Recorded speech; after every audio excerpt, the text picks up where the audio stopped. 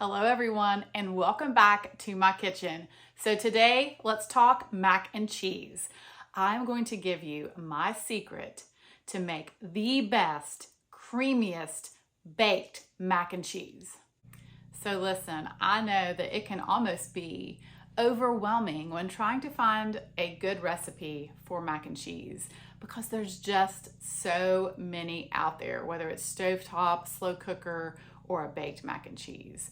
Today, I just want to share with you my secret, really, for a baked mac and cheese, because I used to make a lot of mac and cheese when I was catering, and I think I have found the secret to keep a baked mac and cheese, which sometimes can be dry, honestly, keep it nice and creamy and cheesy and just yummy. So hang with me because I'm going to show you just how to make it. All right, so the first tip I would say is in your macaroni. And it's really about the quantity of macaroni that you have with your cheese sauce. You don't need as much macaroni as you think that you will. Today we're going to make a 9 by 13 pan of mac and cheese, and I'm only using 2 cups of macaroni. So I'm going to salt my water really well.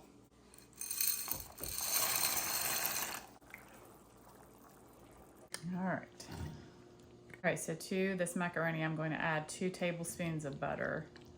I'm just going to stir it in. All right, so the next thing that we're going to do is make the cheese sauce. So to a large pot, I'm going to add 3 tablespoons of butter. So once the butter has melted, I'm going to add my flour, starting with 2 tablespoons. All right, so another tablespoon.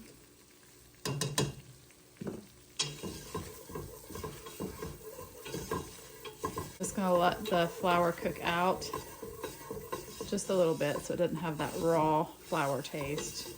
Next, I'm going to start with 2 cups of milk.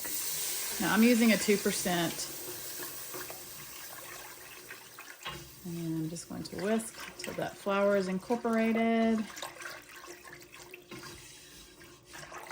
Now I like a little bit of black pepper in my mac and cheese, but this is optional. I'm just going to give a pinch. Also going to give just a pinch of salt.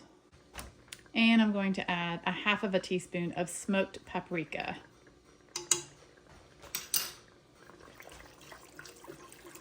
All right, then 1 more cup of milk.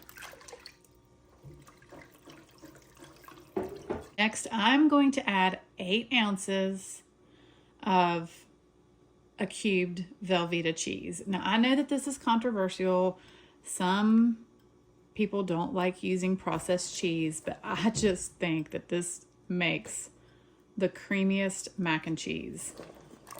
But you don't have to use this if you don't want to. You could use just cheddar cheese if you want, which I'm going to add more cheese. This isn't the only cheese I'm adding, but I just like how it makes the mac and cheese creamy. All right, so I'm also going to add a thick cut of mild white cheddar cheese.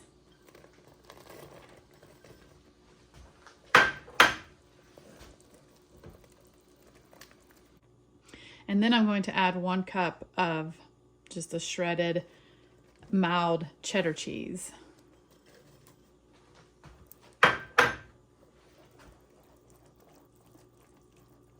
All right, then the last thing I'm going to do right before I add it to my macaroni is add a 1/4 cup of heavy cream. This just really makes that mac and cheese really nice and creamy, but you could use 1/2 and 1/2 if you wanted. All right, then I'm just going to pour this cheese sauce over the macaroni. All right, I'm just going to mix the macaroni into the cheese. You want your macaroni to be swimming in that cheese sauce. You want to almost feel like it's way more cheese sauce than you need. All right, then I'm going to add 1 more cup of the shredded cheddar cheese, as if I don't have enough cheese already. All right, so I baked this mac and cheese in a 350-degree oven, covered for 45 minutes.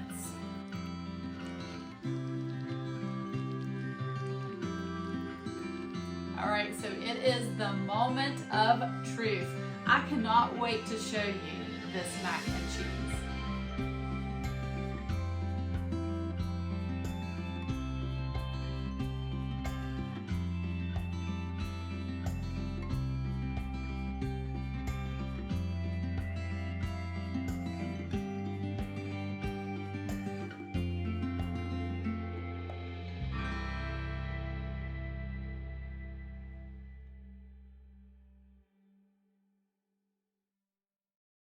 And the thing that's really awesome about this mac and cheese is even after it sits and even reheated, it's still creamy and cheesy.